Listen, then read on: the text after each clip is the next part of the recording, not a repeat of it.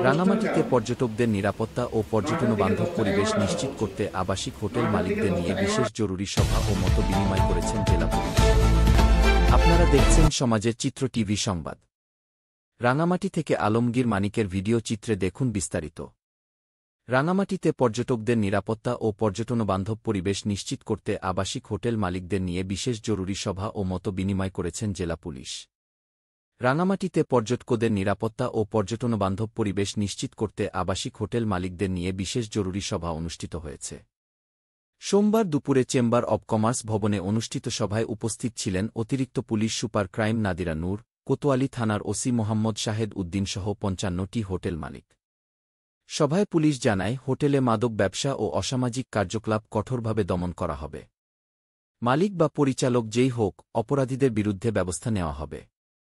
Police hotel মালিকদের এসব কার্যক্রম বন্ধে পদক্ষেপ নেওয়ার আহ্বান জানায়। একই সঙ্গে পর্যটকদের নিরাপত্তা, পরিচ্ছন্নতা, পরিবেশ, প্রয়োজনীয় সুবিধা, কর্মীদের প্রশিক্ষণ ও পরিবেশ সুরক্ষার বিষয়েও হোটেল মালিকদের গুরুত্ব দিতে বলা হয়। সমাজের চিত্র টিভি সংবাদের সাথে থাকার জন্য ধন্যবাদ।